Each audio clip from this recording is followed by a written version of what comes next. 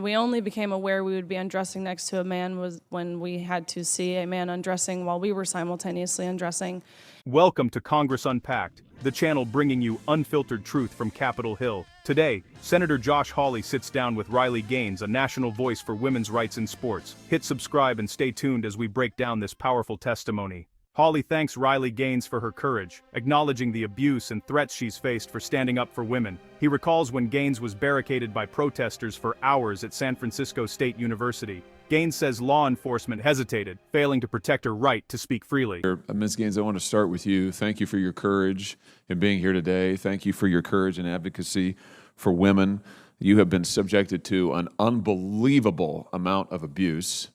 You talk about intimidation, threats of violence. You have suffered it. I want to put up here a picture so everybody can see it. This was the welcome you were treated to at San Francisco State University just a couple of months ago when a mob assembled where you were supposed to speak, I believe for over 3 hours, screamed, threatened you, barricaded you in a room. Do I have that basically correct?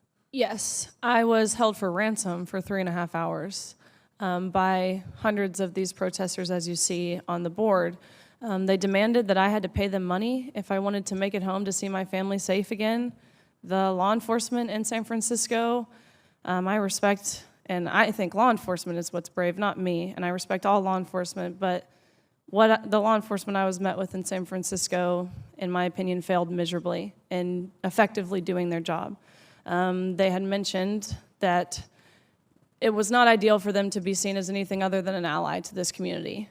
And that was made very obvious in the treatment and effectiveness of removing me safely from that situation. Hawley presses, "Why were you threatened? What did you say?" Gaines calmly explains she shared her experience as a female athlete forced to undress with a biological male. She discovered the truth not by announcement, but by seeing a man undressing in the women's locker room.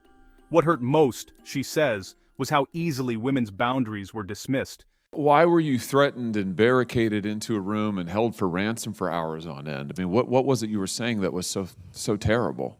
I was invited to speak on my experience of my senior year in competing against a male. Nothing opinionated about what I shared. It was sheerly the exact lived experience of what me and my teammates and fellow competitors dealt with. And so I spoke. After my speech, there was, of course, a lot of protesters in the room, which I'm totally fine with people protesting. It's their right to protest. But what I'm not fine with is when it does turn violent in the way that it did. Because protesters afterwards, they rushed into the room. They turned off the lights. They rushed to the front. Myself and others were assaulted, and that's ultimately when I was held for hostage for 3.5 hours. Thank you for your courage in the midst of that. Let's talk a little bit about the message that you were sharing, and you started to talk about it in your opening statement.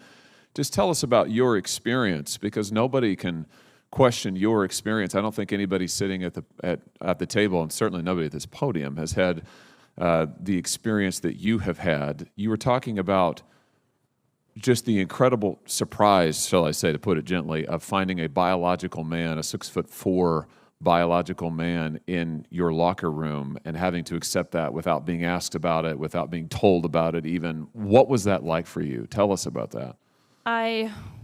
Again, we only became aware we would be undressing next to a man was when we had to see a man undressing while we were simultaneously undressing. And so I immediately left the locker room and I went up to one of the officials on the pool deck. And I said, what are the guidelines to allow a man into our locker room? I know the guidelines for the competition, but what are the guidelines for the locker room? And he so nonchalantly said back, oh, we actually got around this by making locker rooms unisex. And so I'm thinking to myself in these brief moments, first and foremost, you just admitted this is a male by acknowledging how you had to change your rules to make the locker rooms unisex. You acknowledge that we do not share the same sex, first and foremost. Secondly, unisex? Any man could have walked into our locker room, any coach, any official, any man who wanted to would have had full reins to, and bare minimum, we weren't forewarned about it. And that's the traumatizing part. Of course, the experience in and of the locker room itself is traumatizing, but I think for me, it was so easy for them to dismiss our rights to privacy. Senator Durbin, in your opening statement, you had mentioned this rhetoric. It's